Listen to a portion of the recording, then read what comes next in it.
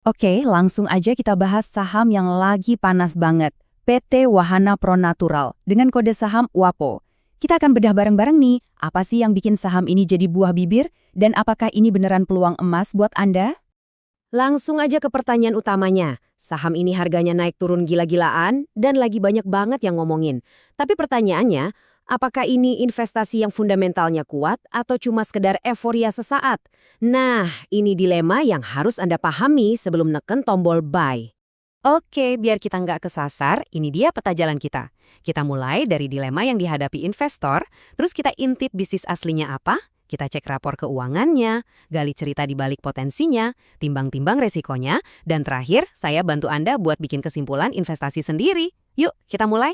Pertama-tama, kita perlu ngerti dulu nih, kenapa sih WAPO ini bisa jadi omongan banyak orang? Apa yang bikin harganya liar dan menarik minat pasar? Lihat deh datanya. Gila kan? Dalam sebulan harganya terbang lebih dari 30%. Tapi, ada tapinya. Lihat angka betanya, 1,74. Angka ini artinya saham WAPO ini jauh lebih ganas dari pasar. Kalau IHSG naik 1%, dia bisa lari 1,74%. Kedengarannya bagus, tapi ingat, ini pedang bermata dua. Kalau pasar lagi merah, dia bisa terjun lebih dalam lagi. Kenaikan tajam ini datang sepaket dengan risiko yang sama tajamnya.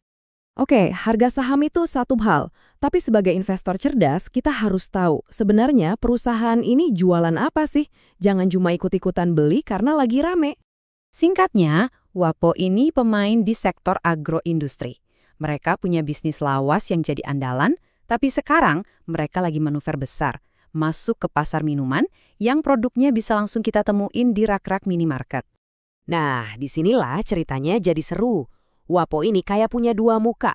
Di satu sisi, ada bisnis komoditas mereka yang udah jalan lama, yaitu jual biji kopi robusta dan rumput laut kering. Di sisi lain, mereka lagi ekspansi gede-gedean ke produk konsumen lewat merek air alam dan Sunkist. Ini adalah perubahan strategi besar yang harus kita cermati. Oke, sekarang kita masuk ke bagian yang jujur aja agak kurang enak. Kita bakal lihat rapor keuangannya untuk tahun 2025. Saya kasih peringatan dulu ya. Angkanya cukup bikin was-was. Di sini kita harus lepas kacamata optimis dan lihat faktanya.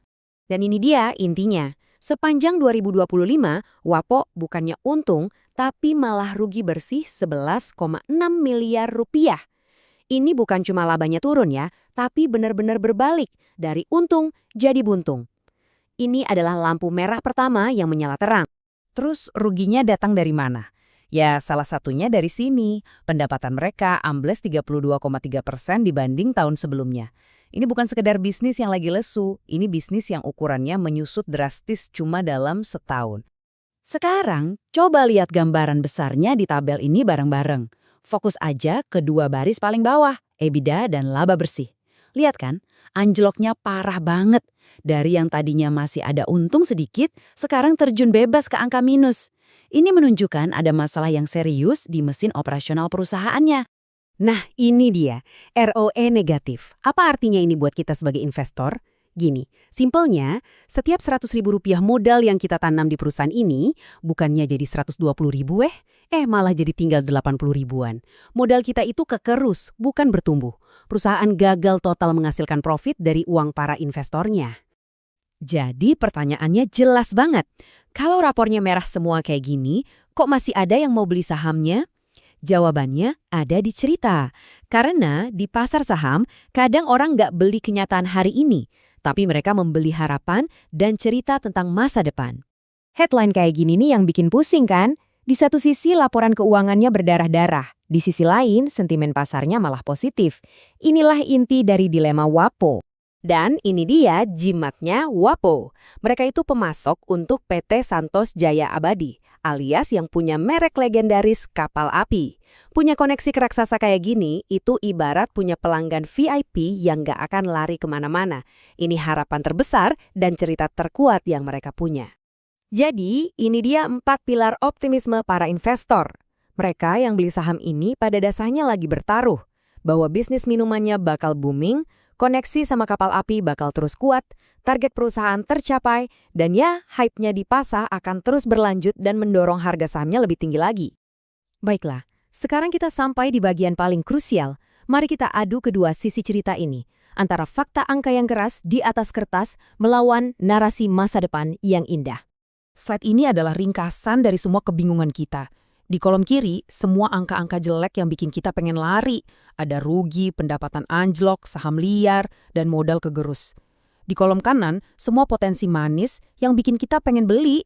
Ada pasar minuman baru, koneksi kapal api, dan sentimen positif. Ini pertarungan klasik antara fundamental saat ini melawan potensi masa depan. Pada akhirnya, bolanya ada di tangan Anda. Nggak ada jawaban benar atau salah yang mutlak di sini. Yang ada hanyalah keputusan yang paling pas dengan profil resiko dan keyakinan Anda masing-masing. Jadi, Anda dihadapkan pada dua jalan. Jalan pertama, jadi investor yang berpegang teguh sama data. Anda lihat angka-angka merah itu dan bilang, wah ini terlalu berisiko buat saya.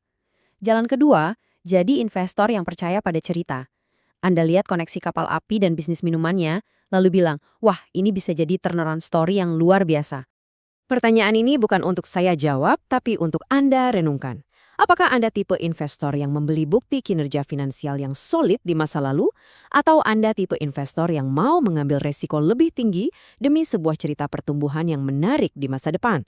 Jawaban Anda atas pertanyaan itu akan menentukan apakah Warpo cocok masuk ke portofolio Anda atau tidak. Pikirkan baik-baik.